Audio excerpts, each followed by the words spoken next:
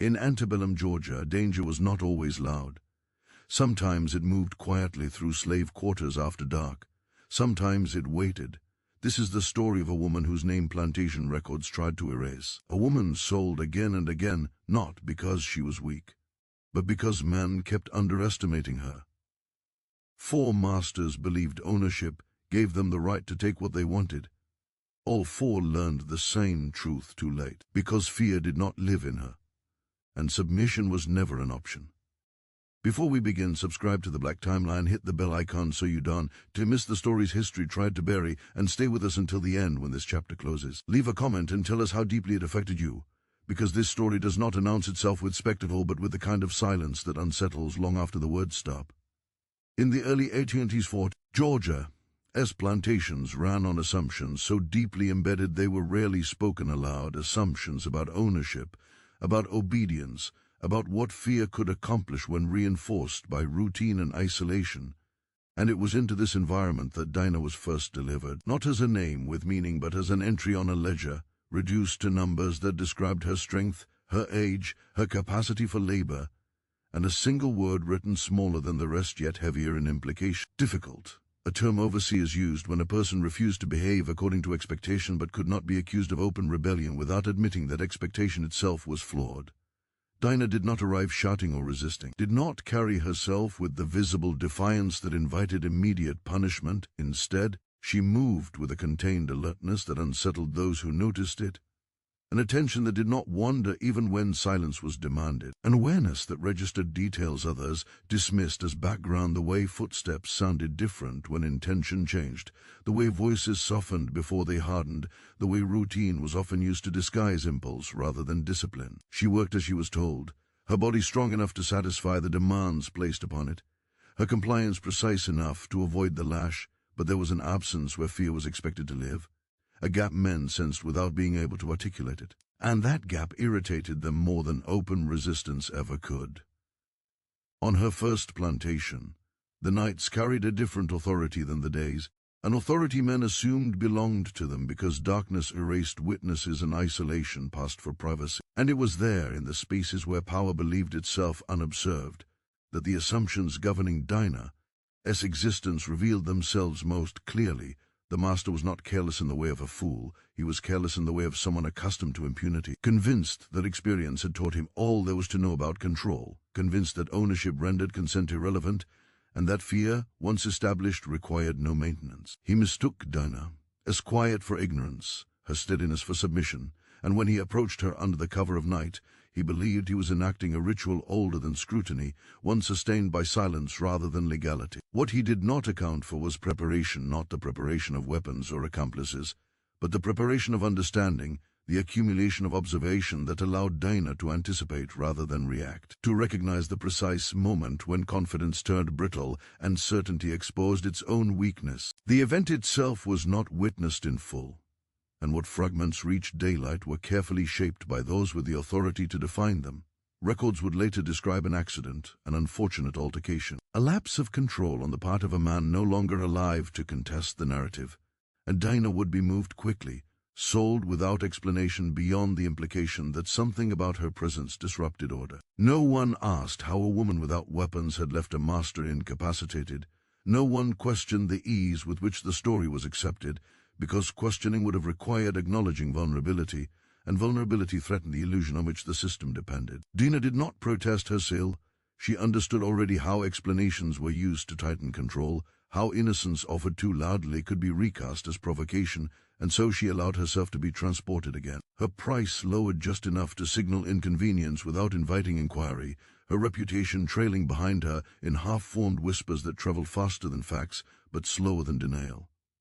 The second plantation differed in geography but not in expectation. Bordered by fields that swallowed sound and men who believed isolation protected them from consequence, and here Dinah learned that stories, even incomplete ones, altered behavior, that fear did not need names to function, only suggestion. Women watched her closely, sensing in her a difference they could not yet articulate, and Dinah watched them in return, noticing the ways knowledge was shared without language, how glances lingered on injuries that could not be explained publicly, how silence thickened around certain subjects and thinned around others. She did not speak of what had happened before.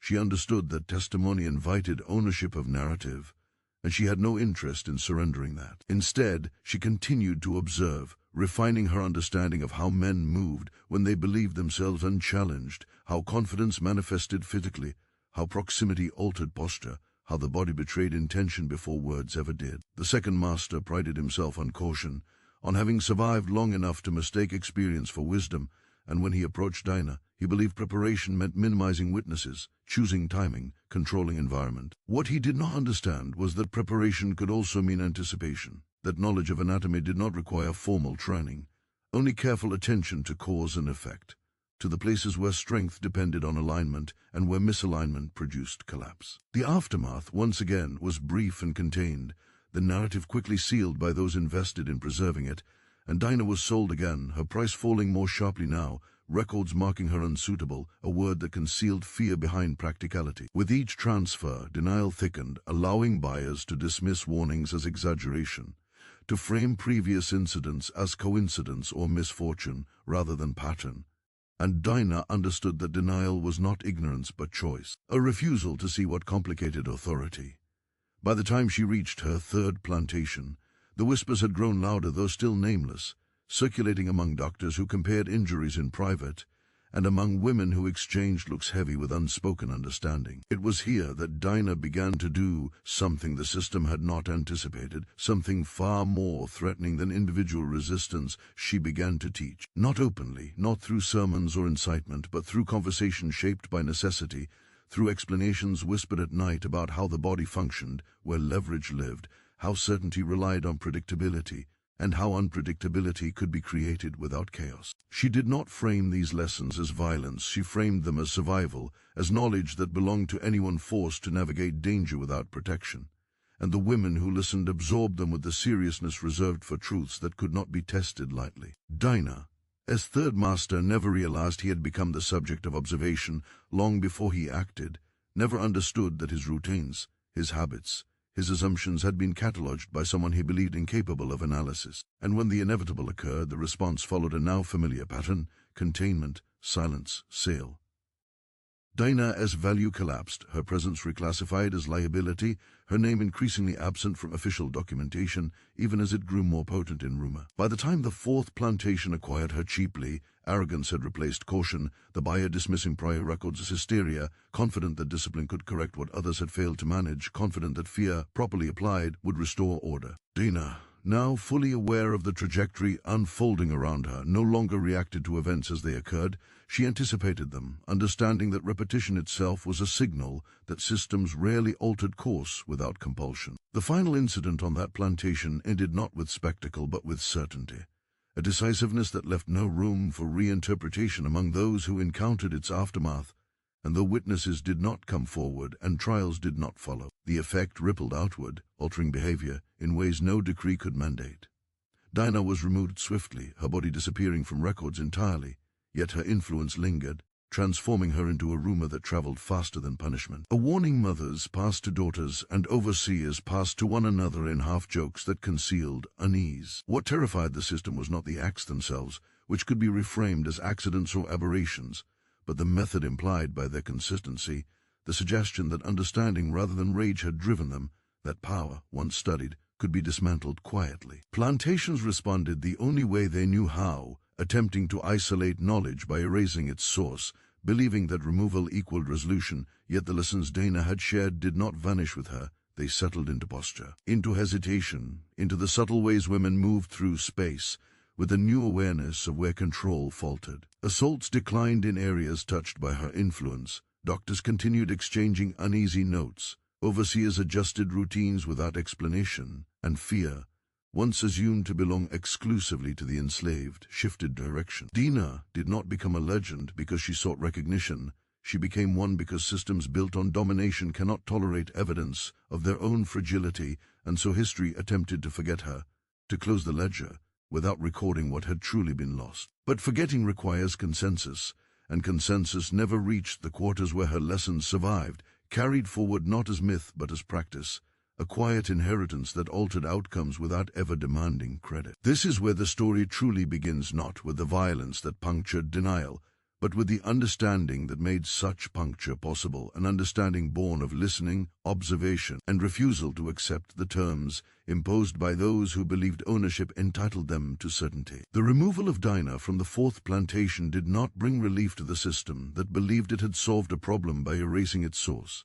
Instead, it introduced a deeper unease that traveled without her, settling into places where denial could no longer fully reach. She was moved quietly. Without ceremony, her body transferred as though it were merely inconvenient inventory, yet the absence she left behind felt heavier than her presence ever had. Overseers noticed it first not as fear, but as disruption in routine, a hesitation that crept into movements once automatic, a pause before commands that used to be issued without thought. The quarters changed as well, not in ways easily measured, but in posture and silence, in the way women stood closer to one another at night and spoke with a new economy of words, as though meaning itself had become something precious and dangerous. Dinah's name did not appear in official records after that final sale, but it circulated anyway, fragmented and distorted, stripped of detail, yet heavy with implication. She became a rumor with edges sharp enough to cut through bravado, a cautionary tale reshaped by every mouth that carried it forward, and though the system preferred to treat rumors as noise, this one altered behavior too consistently to be ignored. Buyers who might once have dismissed warnings as exaggeration began to negotiate prices more carefully, to ask questions that revealed anxiety even as they attempted to cloak it in skepticism. Doctors, already unsettled by injuries they could not reconcile with familiar narratives of struggle, compared notes more urgently now, their language clinical yet tinged with something like disbelief, because what they documented suggested not chaos but method, not frenzy but understanding. None of them spoke openly of resistance. That word carried too much political weight. Instead, they spoke of anomalies, of cases that did not fit established patterns, of outcomes that implied knowledge where ignorance was assumed. This implication frightened them more than violence ever could, because violence could be explained away as impulse, while knowledge demanded acknowledgement of capacity. Within the quarters, Dinah, as influence continued to work quietly, detached from her physical presence, embedded now in shared awareness rather than individual action. Women remembered not just what she had said, but how she had said it without urgency, without spectacle, framing survival as a matter of understanding rather than bravery. She had taught them to watch, to notice where certainty made men careless, to recognize that power relied on predictability and that unpredictability, when applied precisely, could dismantle advantage without inviting immediate retaliation. These lessons did not transform everyone into actors. They transformed perception itself, altering how danger was assessed and how movement through space was negotiated. Mothers passed fragments of this understanding to daughters not as stories, but as guidance woven into daily instruction: where to stand, when to lower one's gaze, how to read the difference between command and impulse. This transmission was subtle enough to evade detection, yet durable enough to persist, and it marked a shift the system could feel without fully naming. The plantations that had once relied on routine to enforce compliance found that routine now required reinforcement, that fear no longer operated automatically but demanded demonstration, and demonstration, repeated too often, eroded its own authority. Men accustomed to unquestioned access encountered hesitation where none had existed, not open defiance but a kind of absence, a refusal to be where expectation assumed they would be, and this absence unsettled them because it could not be punished easily. Punishment required an object, a visible transgression, and what Dinah had introduced was neither. It was a recalibration of risk that left no clear target. The system responded predictably, as systems often do when confronted with diffuse threat. It attempted to centralize control, tightening rules, increasing surveillance, emphasizing hierarchy. These measures revealed the very fragility they were meant to conceal, because they acknowledged a loss of confidence that had once been unnecessary to articulate. Overseers spoke more frequently of discipline, masters insisted more loudly on obedience, and the language of ownership grew sharper even as its efficacy waned. Dinah, wherever she had been taken, existed now outside this immediate field of reaction, her physical location unknown, her fate unrecorded, yet her impact continued to ripple outward, unmoored from the body the system had tried to remove. She had become, unintentionally and inevitably, a proof of concept, evidence that understanding could travel faster than punishment and endure longer than records. This realization haunted the margins of plantation life, surfacing in adjustments made without explanation, in rules revised quietly, in transactions conducted with a caution that belied claims of control. Buyers who acquired enslaved women after Dinah, as disappearance did so with altered expectations, their confidence tempered by the knowledge that silence did not guarantee safety, that bodies contained minds capable of analysis whether or not the system acknowledged them. Some responded by increasing brutality, attempting to reassert dominance through force, but this strategy carried diminishing returns, provoking attention and resentment rather than compliance. Others retreated into denial, insisting that what had occurred was aberration rather than signal, clinging to narratives that framed Dinah as monstrous rather than methodical, because monstrosity absolved them of the need to examine their own vulnerability. Among the women who had known Dinah or heard of her directly, the memory functioned not as myth, but as orientation, a reminder that survival did not require submission of thought, that observation itself could be a form of resistance. This orientation altered how they endured, infusing daily routines with a quiet alertness that neither advertised itself nor dissipated under pressure. They learned to hold knowledge carefully, sharing it only where trust existed, recognizing that exposure invited retribution. This discretion ensured the persistence of what Dinah had initiated, allowing it to adapt to new contexts without crystallizing into something easily targeted. The system, for all its efforts, could not reverse this shift entirely, because it had been internalized rather than imposed. Even in places far removed from the plantations where Dinah had lived, echoes of her story surfaced, carried by traders, by overseers moving between properties, by women sold across county lines who brought with them not just labor but awareness. These echoes accumulated, forming a low-level disturbance that never erupted into open revolt but continuously undermined the assumption that control was complete. For a system dependent on certainty, this was intolerable, yet it lacked a clear adversary to confront. There was no single leader to punish, no manifesto to burn, no uprising to suppress. There was only a gradual erosion of confidence, a sense that something essential had shifted beneath the surface. Dinah, as disappearance from records was meant to close the ledger on her story, but in practice it amplified her presence, allowing speculation to fill the void official silence created. Stories grew darker, more exaggerated, because exaggeration served fear better than accuracy, and fear, when directed upward rather than downward, destabilized hierarchies built on assumed invulnerability. Masters joked nervously about that woman, using humor to mask unease, while simultaneously adjusting behavior in ways that betrayed belief. Doctors continued their private correspondence, documenting injuries with language that grew increasingly cautious, aware that their notes might one day be read as evidence of something they preferred to keep ambiguous. Through all of this, Dinah remained absent yet operative, her influence diffused across geography and time, no longer tied to a single body but embedded in collective memory. This diffusion was the system's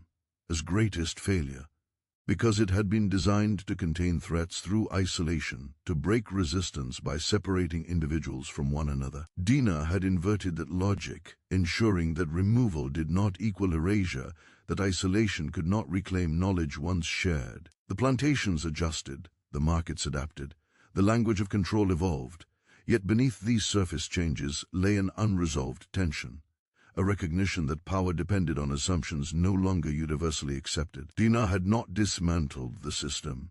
She had exposed its fault lines, making visible the spaces where authority relied on ignorance rather than inevitability. That exposure lingered, shaping interactions long after her physical trail had vanished, altering the calculus of dominance in ways that could not be undone without confronting the truth she embodied. And so the story moved forward, not through the actions of one woman alone, but through the cumulative effect of understanding she had set in motion, an understanding that traveled quietly, resisted capture, and continued to unsettle a world that preferred its dangers contained and its certainties unchallenged. As the unease seeded by Dinah, as disappearance continued to spread, it began to take on a different character, less reactive, more anticipatory, transforming from rumor into a quiet, structuring force that shaped decisions before they were made. Plantations adjusted not because any single incident had demanded explanation, but because the cost of certainty had increased. Where confidence once moved unchecked, it now paused, and in that pause lay a recognition. The system could not afford to articulate openly. Something had changed, and it had changed in ways that could not be reversed by removal alone. This realization traveled unevenly, settling first among those closest to the machinery of consequence, overseers who counted bodies and days, doctors who treated injuries without asking how they occurred, traders who negotiated prices with a new wariness they disguised as prudence. Each of these roles encountered the shift differently, yet all encountered it nonetheless, and in their separate accommodations, the shape of Dinah, as influence became clearer. Doctors, in particular, found themselves grappling with patterns that resisted the familiar language of accident or impulse. Injuries appeared that did not align with struggle as they understood it, outcomes that suggested not desperation, but calculation, not chaos, but control applied at specific moments with deliberate intent. They recorded these cases with care, stripping their notes of speculation, yet the accumulation of such records formed an archive of unease, a paper trail of anomalies that spoke to something systemic rather than isolated. These physicians did not speak of Dinah by name. Many had never encountered her directly.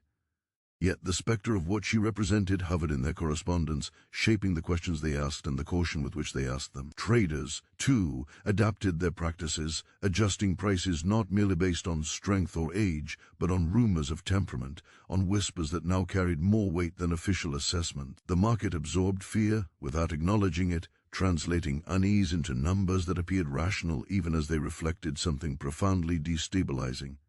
Within the quarters, the change manifested less visibly but more enduringly. Women began to move through their days with a heightened sense of spatial awareness, a subtle recalibration of posture and timing that reflected an internal shift rather than an external directive. Dinah, as lessons, fragmented and adapted, continued to circulate not as instructions for action, but as frameworks for perception. She had taught them to notice how confidence often relied on predictability, how routines could be mapped and exploited without ever appearing to be challenged, how the body itself revealed vulnerabilities when observed without haste. These insights did not turn women into combatants, they turned them into readers of their environment, capable of anticipating risk and navigating it with greater agency. Mothers wove this awareness into everyday counsel, embedding it in advice about where to stand, when to speak, when to remain still, transforming survival from a reactive state into a practiced discipline. This discipline did not announce itself as resistance, and that was its strength. It blended into routine, altering outcomes without drawing attention, making it difficult for overseers to identify a cause even as they sensed an effect. The system, confronted with a threat it could not localize, oscillated between denial and overcorrection. In some places, authority tightened abruptly, imposing harsher rules and more frequent punishments in an attempt to reassert dominance. Yet this approach often backfired, drawing scrutiny and resentment while failing to restore the effortless compliance it sought to reclaim. In other places, authority retreated into ritual, leaning more heavily on procedure and hierarchy to mask uncertainty. Meetings multiplied, rules were reiterated, language grew more formal, as though precision could compensate for eroded confidence. These responses varied by location and leadership, yet they shared a common flaw. They treated the problem as external, something to be managed rather than understood. Dinah, as influence, by contrast, had been internal, altering perception rather than behavior alone, and this distinction rendered many corrective measures ineffective. The women who carried her lessons did not need to be instructed to resist. They needed only to remain attentive, allowing knowledge to guide choices that minimized harm. This attentiveness disrupted the system, as assumptions subtly but persistently, making it harder to predict outcomes and therefore harder to enforce control without escalation. As this dynamic unfolded, Dinah's story took on new layers in the telling. Among those invested in preserving authority, she became a monster, her actions exaggerated into something unnatural, a convenient explanation that framed her as aberration rather than evidence. This framing allowed them to distance themselves from the implications of her method, to dismiss the threat as singular and therefore containable. Among the enslaved, her story shifted in the opposite direction, shedding spectacle in favor of meaning. She was remembered not for what she did, but for what she revealed, that knowledge could be cultivated quietly, that power relied on ignorance more than strength, that observation could dismantle advantage without inviting immediate retaliation. This duality in her legacy, monstrous to some, instructive to others, mirrored the system. Fractured response, exposing the gulf between narratives crafted to preserve dominance and those shaped by survival. The absence of official acknowledgement only deepened this divide, allowing myth to fill the space where documentation had been deliberately erased. Yet even myth, in this context, served a purpose. It carried warnings, preserved memory, and ensured that Dinah's influence remained active long after her physical presence had been removed. The system, as attempt to forget her, thus produced the opposite effect, amplifying her significance by making it unspeakable. Silence, intended as erasure, became a catalyst for speculation, and speculation traveled more freely than facts ever could.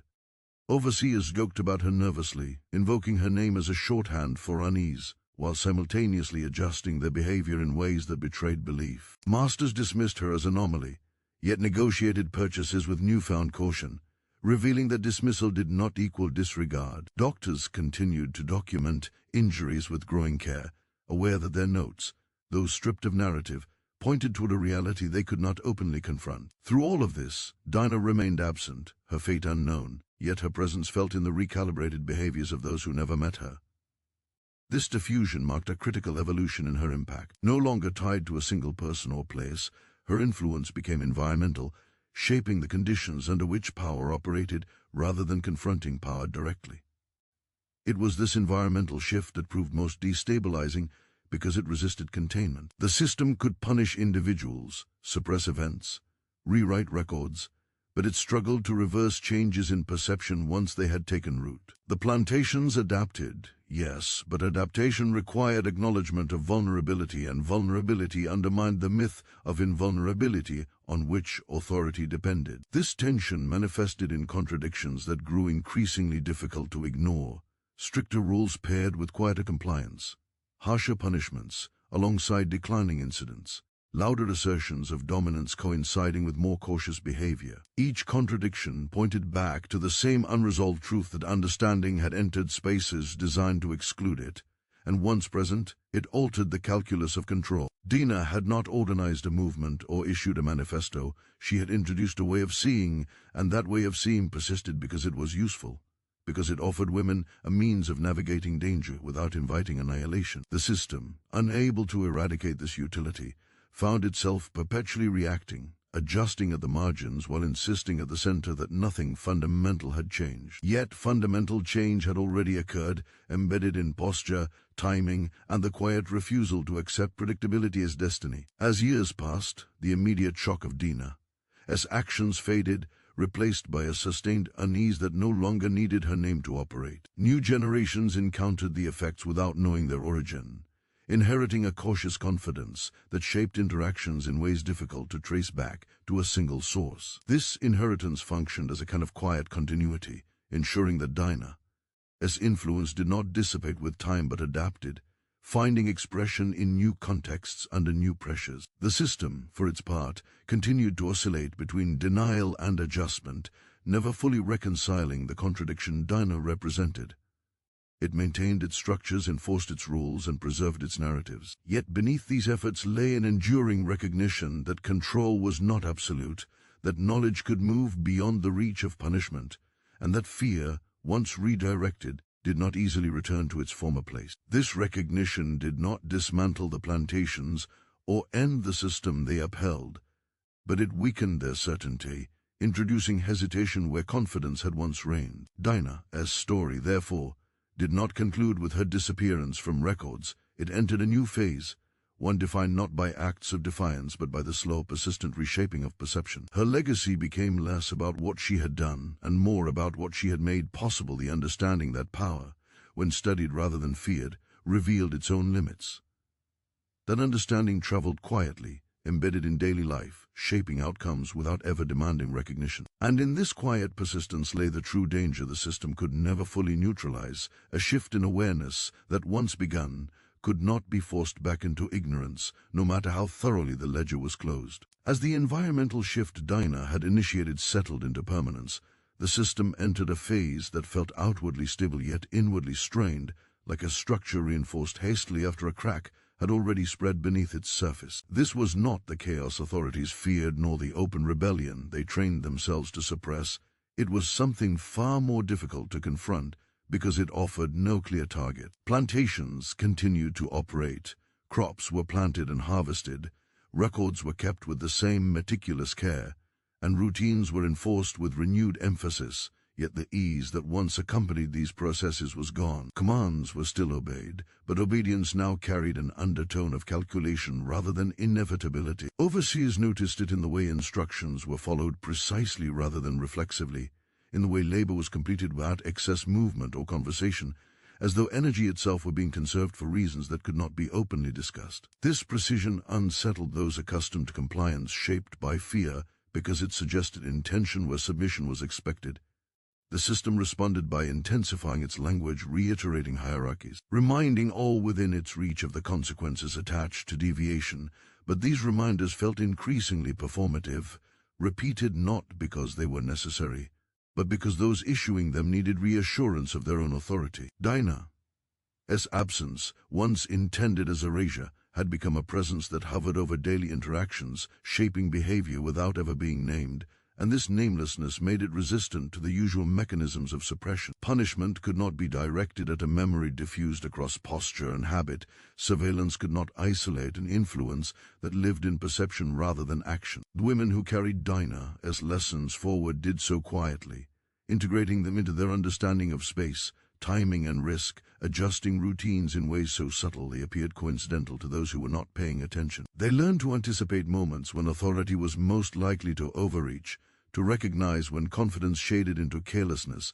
and to position themselves accordingly, not to provoke, but to survive with dignity intact. This survival did not announce itself as resistance, yet it altered outcomes consistently enough to register as a problem. Assaults became less frequent in certain areas, not because power had softened, but because opportunity had narrowed, and narrowing opportunity required effort the system was unaccustomed to expending. Doctors continued to encounter injuries that did not align with familiar narratives, and though they avoided speculation in their official notes, their private correspondence reflected growing unease. They spoke of cases that suggested awareness of anatomy beyond chance, of outcomes that implied restraint rather than panic, and these implications forced them to confront an uncomfortable possibility that knowledge was circulating where ignorance had been presumed. This circulation challenged not only medical assumptions but social ones, undermining the belief that domination erased intellect.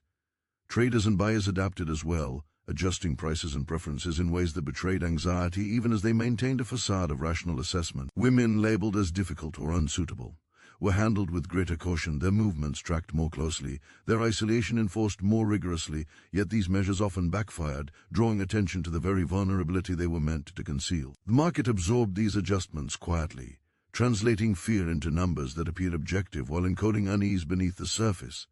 Within the quarters, the shift manifested as a new discipline of attention. Women listened more carefully to one another, shared information selectively, and cultivated trust slowly, recognizing that exposure invited retaliation. Dinah's lessons had emphasized not only how to act, but when not to act, teaching that restraint could be as powerful as intervention when survival depended on minimizing risk. This restraint altered the rhythm of daily life, creating pockets of quiet coordination that eluded detection because they did not resemble organization as authorities defined it. There were no meetings to disrupt, no leaders to identify, no slogans to silence. There was only an accumulation of small adjustments that collectively reshaped the environment.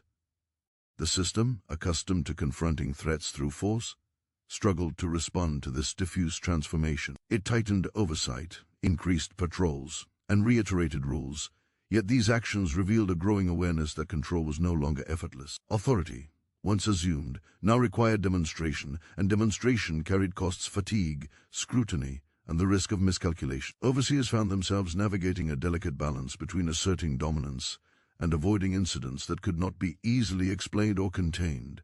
This balance produced hesitation, and hesitation eroded the certainty that had once underpinned their roles. Dinah's influence thus operated at the level of psychology as much as behavior, introducing doubt into spaces where doubt had previously been unnecessary. Masters joked about rumors to deflect anxiety, framing stories of dangerous women as superstition or exaggeration, yet their actions betrayed belief.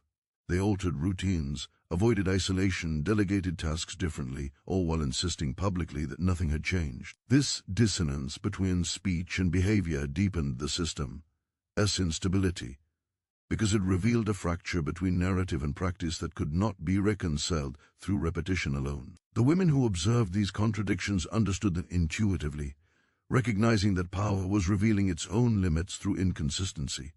They did not celebrate this revelation. Celebration invited attention. They incorporated it quietly, allowing it to inform decisions that prioritized survival over confrontation.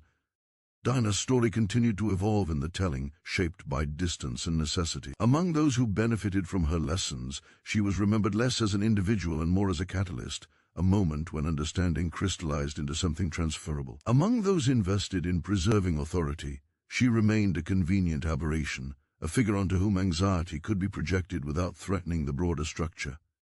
This bifurcation ensured that her legacy remained contested, circulating differently depending on who spoke and why. Yet, regardless of interpretation, the effect was undeniable. The system had been forced to adapt in ways that acknowledged vulnerability without admitting it. Adaptation became a constant, subtle process, altering practices incrementally to avoid exposure. This constant adjustment drained resources and attention, creating a background fatigue that further weakened confidence. The plantations did not collapse, they persisted, but persistence itself became laborious, requiring vigilance that had once been unnecessary. Dinah, as disappearance from records, intended to finalize her story, instead opened a space where speculation thrived. The absence of official documentation invited narratives that filled the void, some exaggerated, some restrained, all shaped by the need to make sense of a disruption that could not be openly addressed. This speculative space allowed her influence to expand beyond the plantations she had known, carried by traders, overseers, and enslaved people moving between regions. Each retelling adapted her story to local conditions, emphasizing different aspects depending on need. Warning in one place, instruction in another, myth in a third. This adaptability ensured that her legacy remained relevant, capable of shifting form without losing substance. The system, inability to pin her down, to fix her story in a single authoritative version, mirrored its inability to reassert absolute control. Authority relies on stable narratives. Dinah's story refused stability, resisting closure through its very mutability. As time passed, new generations encountered the effects of her influence without knowing its origin. They inherited practices shaped by caution, awareness, and selective silence, absorbing them as normal rather than revolutionary. This normalization represented the most profound transformation, because it embedded change within routine itself. The system continued to enforce its rules, but the environment within which those rules operated had shifted, subtly recalibrated by a legacy of observation and understanding. Dinah had not dismantled the structure, she had altered its internal logic, introducing variables it could not fully control. This alteration did not announce itself with dramatic milestones or recorded victories. It persisted quietly, shaping interactions and expectations in ways difficult to trace back to a single source. The plantations adapted, the markets adjusted, the language of authority evolved, yet beneath these changes lay an unresolved tension, a recognition that power, once studied rather than feared, revealed its own fragility. Dinah's influence thus moved beyond individual acts into the realm of structural consequence, challenging the assumption that domination erased intellect and that removal equaled resolution. Her story continued not as a sequence of events, but as a condition, an altered state of awareness that reshaped how danger was perceived and navigated. This condition proved resistant to suppression because it required no coordination, no leadership, no overt defiance. It lived in the spaces between words and actions, in the pauses that preceded decisions, in the quiet recalibration of risk that guided daily life. The system could not punish a pause or legislate a glance, and so it found itself perpetually reacting to effects without identifying a cause. In this way, Dinah's legacy matured into something far more enduring than fear. It became a lens through which power was assessed and found wanting.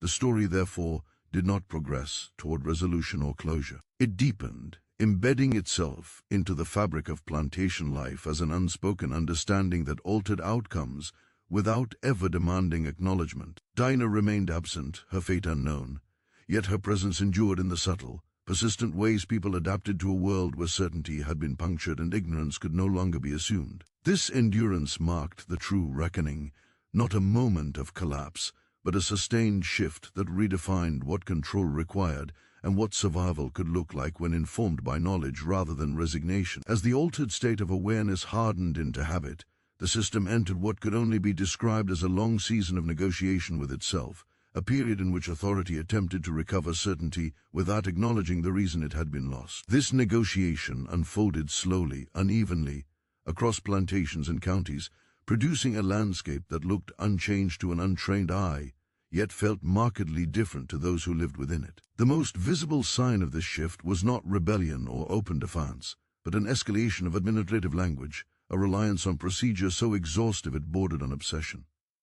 Ledgers grew thicker. Instructions became more detailed. Hierarchies were reiterated in writing, as though permanence could be achieved through repetition. Meetings multiplied, overseers filed reports with greater frequency, and rules were not merely enforced but explained, a subtle admission that enforcement alone no longer sufficed.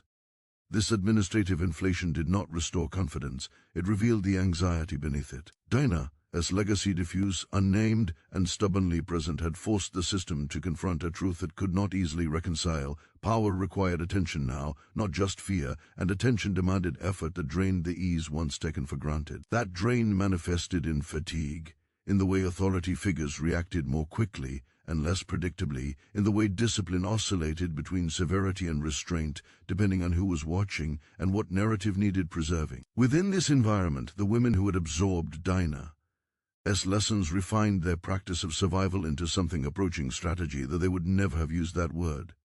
Strategy implied intent visible enough to be punished. What they cultivated instead was calibration, an ongoing assessment of risk shaped by observation rather than instruction. They learned to recognize the difference between rules that existed on paper and those enforced in practice, to identify moments when authority relied on assumption rather than scrutiny, and to position themselves accordingly. This calibration did not require communication beyond what daily life already demanded. It unfolded through posture, timing, and an intuitive sense of when to advance and when to withdraw. Mothers passed this sensibility to daughters not as doctrine, but as common sense, embedding it in advice about chores and movement, about how to carry oneself in spaces where certainty was dangerous. These teachings were practical, grounded in immediate necessity, and therefore resilient. They did not depend on Dinah's name or story to persist, they depended on their utility. The system struggled to counter this utility because it did not announce itself as opposition. Punishments continued, yet they landed with diminishing returns, addressing visible infractions while leaving underlying awareness untouched. Surveillance increased, but it targeted actions rather than perceptions, and perception was where the most consequential change had occurred. Overseers sensed this gap without fully understanding it, experiencing a persistent frustration that could not be resolved through familiar tools. They tightened control where they could, isolating individuals labeled as troublesome, rotating assignments to disrupt patterns, and discouraging proximity that might facilitate sharing. These measures often reinforced the very awareness they sought to suppress, confirming to those affected that authority now reacted rather than anticipated. Reaction, when repeated, eroded the aura of inevitability on which domination relied. Dinah's influence thus matured into a condition that shaped expectations on both sides of the hierarchy. For those in power, it introduced caution where confidence once reigned, prompting adjustments that betrayed belief in vulnerability, even as rhetoric denied it. For those without power, it offered a framework for navigating danger that did not require confrontation, allowing survival to be pursued with dignity intact. This asymmetry in adaptation widened the gap between narrative and reality, producing a tension that could not be resolved through decree. The markets reflected this tension in subtle ways. Prices fluctuated not solely in response to supply and demand, but to rumors that carried more weight than official assessments. Traders asked questions they had not asked before, probed for details about temperament and history, and negotiated with a care that revealed anxiety beneath professionalism. Women deemed unsuitable moved more frequently, their circulation accelerating as buyers attempted to externalize risk by passing it along. This circulation spread awareness further, dispersing Dinah's legacy across regions and embedding it in new contexts where it adapted to local conditions. Each movement carried fragments of understanding, recalibrated by necessity, ensuring that the influence did not stagnate but evolved. Doctors, too, continued to occupy an uneasy position within this shifting landscape. Their training had prepared them to classify injuries, to fit outcomes into established categories that supported prevailing narratives of control. The accumulation of cases that resisted such classification forced them into a delicate balance between documentation and discretion. Official records remained sparse, stripped of speculation, yet private correspondence reflected a growing recognition that something systemic was at work. They wrote of patterns that suggested restraint rather than frenzy, of injuries that implied knowledge rather than chance, and in doing so they inadvertently preserved evidence of a truth the system preferred to obscure. This preservation did not amount to advocacy, it amounted to memory, an archive of anomalies that could be revisited even if never openly discussed. Memory, in this context, became a form of quiet resistance, ensuring that erasure was never complete. As the years passed, Dinah's story continued to morph, shaped by the needs and fears of those who invoked it. Among authority figures, she remained a cautionary aberration, her actions exaggerated into monstrosity to justify increased control and to distance the broader system from implication. Among the enslaved, she became less a figure of spectacle and more a reference point, a reminder that knowledge could alter outcomes even in constrained circumstances. This divergence in interpretation underscored the system. Central contradiction, it required ignorance to function smoothly, yet it continually produced conditions that sharpened awareness. Dinah's disappearance had not resolved that contradiction, it had exposed it. The attempt to forget her thus became an ongoing act, repeated through silence, omission, and administrative finality. Yet each repetition drew attention to what was missing. The absence of a body, of a record, of a definitive conclusion invited speculation that proved more destabilizing than acknowledgement ever could have been. Speculation traveled freely, adapting to context, filling gaps left by official narratives with meaning that resonated precisely because it was not sanctioned. This dynamic forced authority into a reactive posture, perpetually addressing effects without confronting causes. The result was a kind of institutional fatigue, a weariness born of constant adjustment that eroded morale and sharpened tempers. Overseers found themselves enforcing rules with greater frequency but less conviction, their authority undermined by the knowledge that compliance were no longer automatic. Masters asserted dominance more loudly, yet altered behavior in ways that betrayed doubt. This dissonance became a defining feature of the era, shaping interactions in subtle but pervasive ways. Within this environment, the women who carried Dinah's lessons forward continued to refine their practice, not out of ambition but out of necessity. They learned to read new patterns as they emerged, to recognize when authority shifted strategies, and to adapt accordingly. This adaptability was not infinite. It required energy and carried risk. Yet it offered a measure of agency that had not existed before, allowing survival to be pursued with intentionality rather than resignation. That intentionality, sustained over time, altered expectations, making certain behaviors less viable and others more common. The system adjusted again, tightening and loosening controls in a constant search for equilibrium, yet never fully restoring the ease it had once enjoyed. Dinah's legacy thus operated as a feedback loop, continuously shaping and reshaping the environment through accumulated awareness. It did not dismantle the structure outright, but it changed how the structure functioned, introducing friction where smooth operation had once been assumed. This friction mattered because it forced power to expend resources merely to maintain itself, leaving less capacity for expansion and indulgence. Over time, that expenditure accumulated, weakening the system as resilience and exposing it to scrutiny from multiple angles. The story of Dinah, therefore, did not move toward resolution in the traditional sense.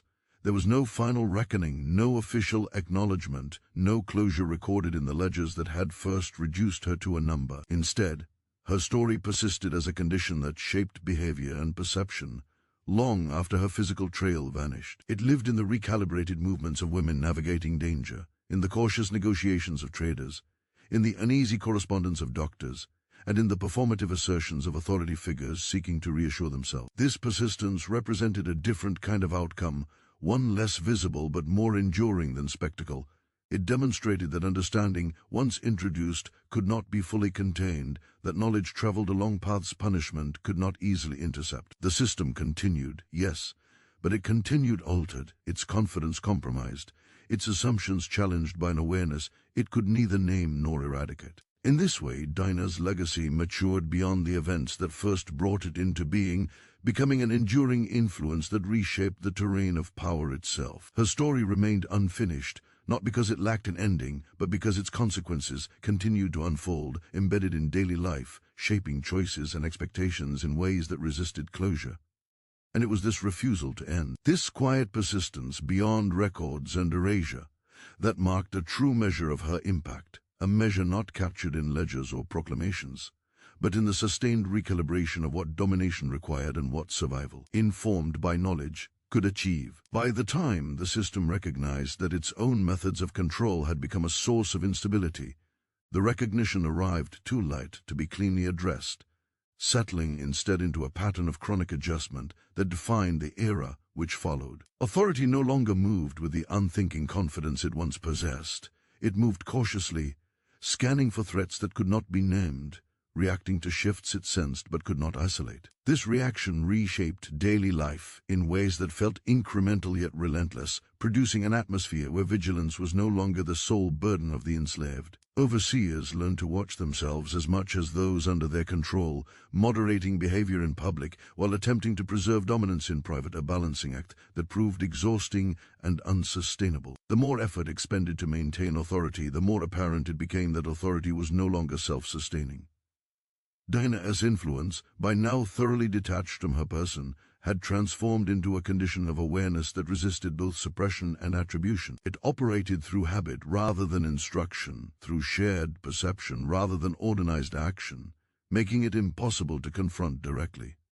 The women who carried this awareness forward did so without ceremony, refining it continuously as circumstances shifted. They understood that survival depended not on repeating old lessons verbatim, but on adapting principles to new contexts, recognizing how authorities signaled insecurity, how changes in routine often preceded overreach, how silence could function as both shield and warning. This adaptability allowed them to navigate environments that were themselves in flux, responding to heightened surveillance and shifting rules with adjustments that remained largely invisible to those enforcing them. The system attempted to counter this invisibility through increased documentation, believing that what could be recorded could be controlled.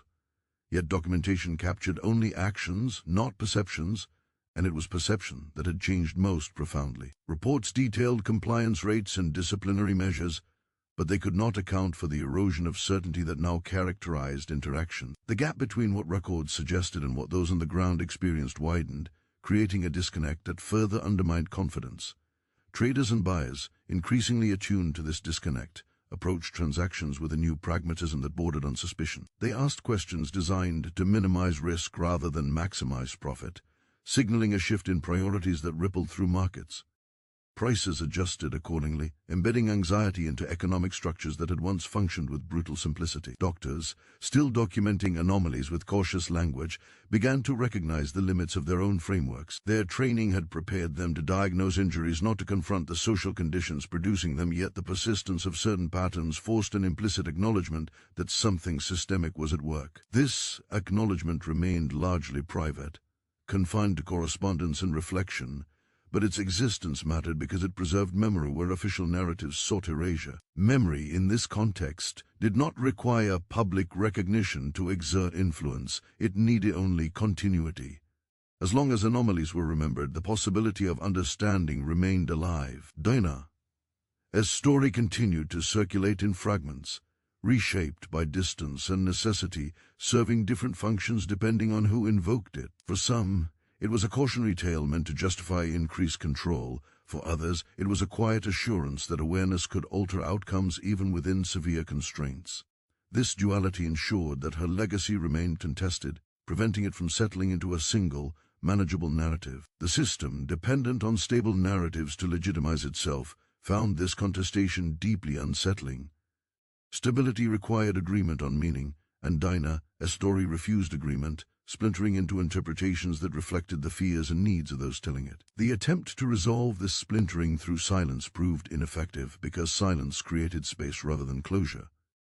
In that space, speculation thrived, filling gaps with meanings that resonated precisely because they were unsanctioned. Authority responded by emphasizing tradition, invoking the past as a source of legitimacy, yet this invocation rang hollow in environments where past assumptions had been quietly invalidated by lived experience. The women who navigated these environments did so with a refined sense of timing, choosing when to comply visibly and when to recede, understanding that survival often depended on avoiding attention rather than courting it. This understanding did not eliminate danger, but it altered its contours, making certain risks less frequent and others more predictable. Predictability, even when partial, offered a measure of agency that had not existed before, allowing decisions to be made with intention rather than resignation. The system Dina's inability to fully counter this agency produced a kind of stalemate, not an equilibrium, but a persistent tension that required constant management. Authority could not relax without exposing vulnerability,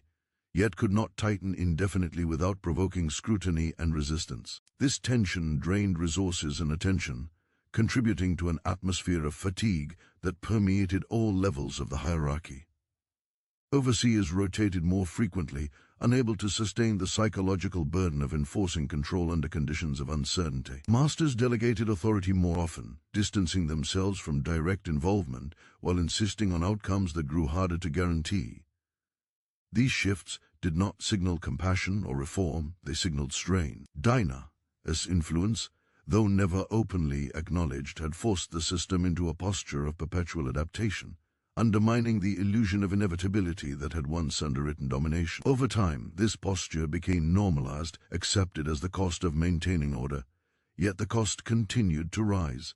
Each adjustment invited further adjustment, creating a cycle that consumed energy without restoring confidence. Within this cycle, the women who carried Dina, as lessons forward, continued to evolve their practice, integrating new observations and discarding those that no longer applied. They did not romanticize this process. It was exhausting, requiring constant attention and emotional discipline. Yet it offered a sense of coherence, a framework for understanding a world that otherwise appeared arbitrary and hostile. This coherence mattered because it countered the psychological fragmentation domination sought to impose. By maintaining internal consistency, they preserved a sense of self that could not be fully dictated by external control. That preservation, quiet and uncelebrated, represented a form of endurance the system struggled to erode. As years passed, the immediate memory of Dina as an individual faded for May, replaced by practices and assumptions that no longer bore her name. This fading did not diminish her impact, it secured it. Influence untethered from identity proved harder to suppress because it could not be targeted or isolated.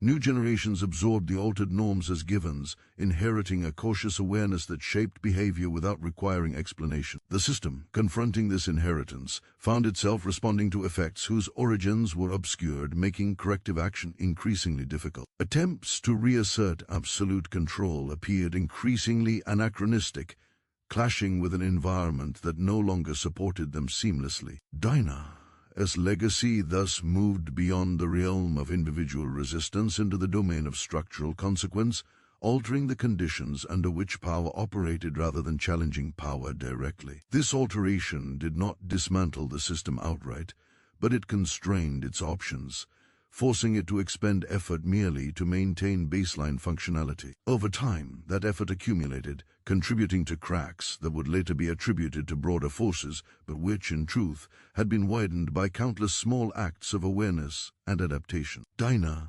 story, though officially unrecorded, remained present in these cracks, shaping outcomes in ways difficult to trace yet impossible to deny. The system continued to function, yes, but it did so under conditions fundamentally altered by an understanding it could not erase. This understanding had begun with one woman. Refusal to accept the terms imposed upon her body, and had evolved into a distributed awareness that reshaped an entire environment. The persistence of this awareness marked a turning point not because it produced immediate transformation, but because it redefined what survival could look like under domination. Survival was no longer solely about endurance, it was about perception, timing, and the quiet refusal to surrender understanding. In this way, Dina's legacy continued to unfold, not as a completed chapter, but as an ongoing process, shaping lives and choices long after her physical trail had vanished. The story pressed forward, carried by those who navigated its consequences daily, preparing the ground for the final reckoning, not a moment of collapse, but a recognition that domination, once exposed as contingent rather than absolute, could never fully reclaim its former certainty. As the long arc of adaptation continued, the tension Dina had set in motion reached a stage where its effects were no longer confined to isolated plantations or whispered exchanges, but had become woven into the broader social fabric of the region, subtly reshaping relationships between power, fear, and expectation.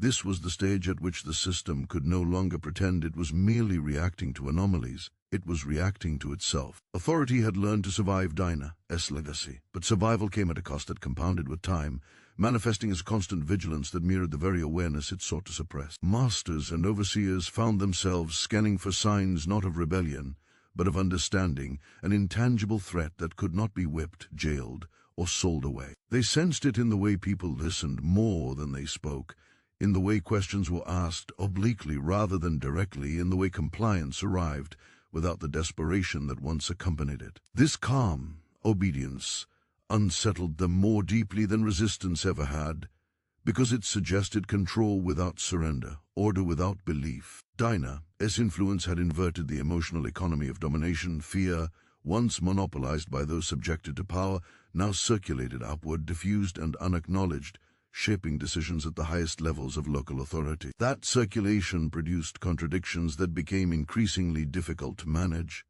Laws were enforced with greater severity, yet exceptions multiplied quietly. Punishments were threatened loudly, yet applied selectively, revealing a reluctance to provoke incidents that might spiral beyond containment. Public confidence remained a performance, private doubt grew pervasive. This gap between performance and belief strained the system from within, because maintaining illusion required constant labor, and labor drained those tasked with enforcing it.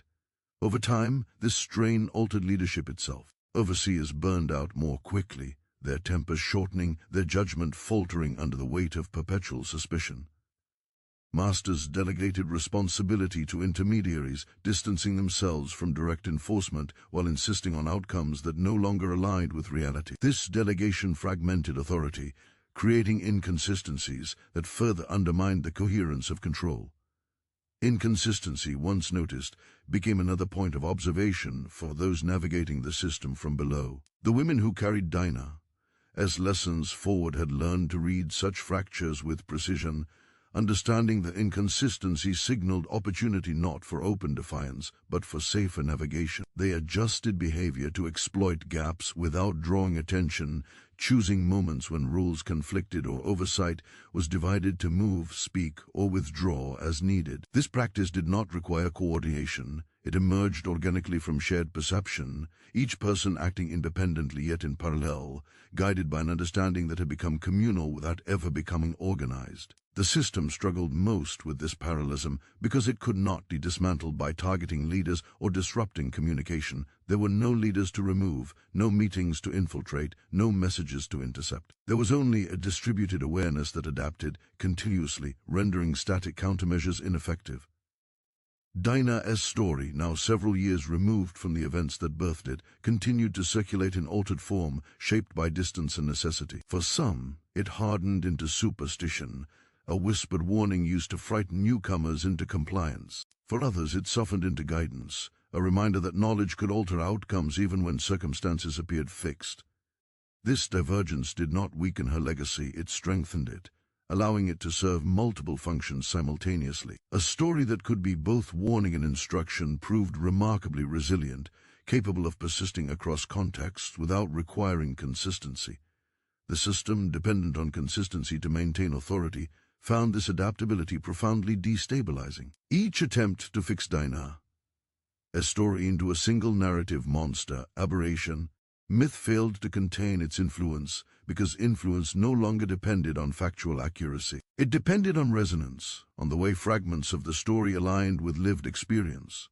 Women who had never heard Dinah's name nonetheless recognized the patterns her lessons addressed, absorbing practices that echoed her understanding without knowing their origin. This absorption marked a critical transition in her legacy, shifting it from memory to inheritance.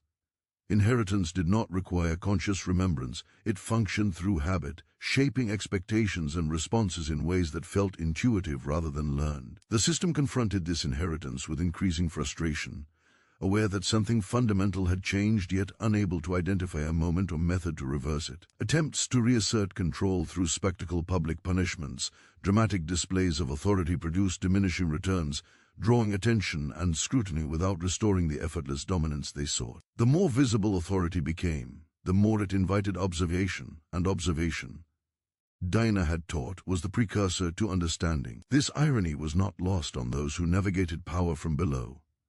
They watched carefully, noting how displays of strength often revealed insecurity, how threats escalated when certainty waned, and how silence could provoke anxiety where confrontation once sufficed. This watching did not erase danger, it reframed it, allowing risk to be assessed rather than simply endured. Over time, this reframing altered the emotional landscape of domination. Fear did not disappear, but it became more specific, less paralyzing, easier to navigate. The system, accustomed to fear that immobilized, found itself contending with fear that calculated, and this distinction mattered. Calculated fear did not guarantee compliance, it negotiated terms. That negotiation, though silent, reshaped daily life in countless small ways, accumulating into a broader shift that authority could feel but not fully control. Dinah's legacy thus reached a point where its impact was no longer measured by incidents or outcomes alone, but by the pervasive sense that power was contingent rather than absolute. This contingency altered how decisions were made at every level, introducing hesitation where confidence once prevailed. Hesitation multiplied across interactions, slowed the machinery of domination, making it less efficient, more prone to error. Errors accumulated, requiring correction, and correction demanded attention and resources that further strained the system.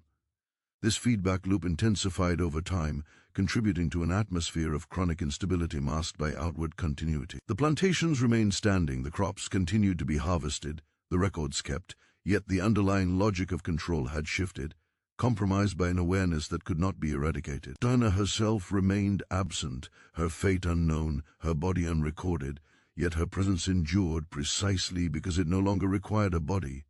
She had become a condition, a way of seeing that persisted independent of her story, as detailed. This condition challenged the system at its core because it undermined the assumption that domination erased intellect, that isolation prevented knowledge from spreading, that removal equaled resolution. Each of these assumptions had been quietly disproven, not through uprising, but through sustained observation and adaptation.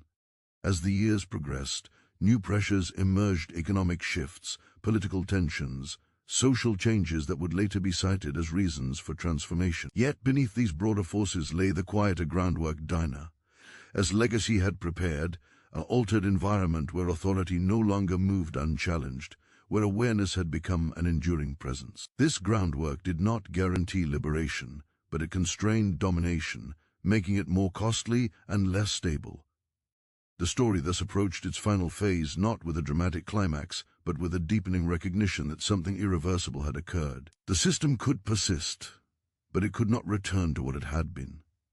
Dinah's influence, diffused and inherited, had ensured that certainty would never again be unexamined, that fear would never again be monopolized without resistance. And that knowledge, once introduced, would continue to reshape the terrain of power long after the woman who carried it had vanished from history as official pages. By the time the system reached the limits of its ability to adapt without acknowledging the truth it had been avoiding, Dinah's legacy had already moved beyond the reach of correction, settling into the slow, irreversible work of consequence. What had begun as isolated unease had matured into an enduring condition, one that reshaped not only how power was exercised, but how it was understood. Authority no longer assumed itself, it asserted, explained, justified, and recalibrated, and in doing so revealed the very fragility it sought to conceal.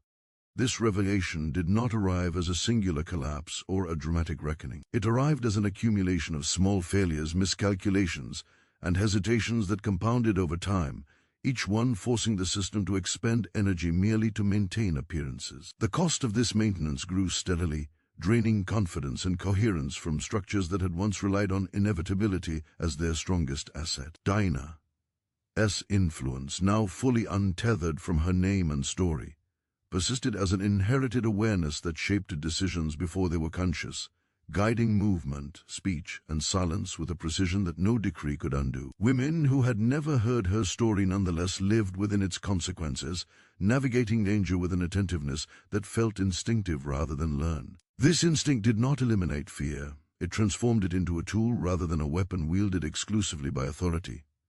Fear became specific, situational, and manageable, something to be read and negotiated rather than endured blindly. That transformation altered the emotional economy of domination irrevocably. Where fear once immobilized, it now informed. Where it once isolated, it now sharpened perception. The system struggled to respond to this shift because it could not punish instinct or legislate a perception.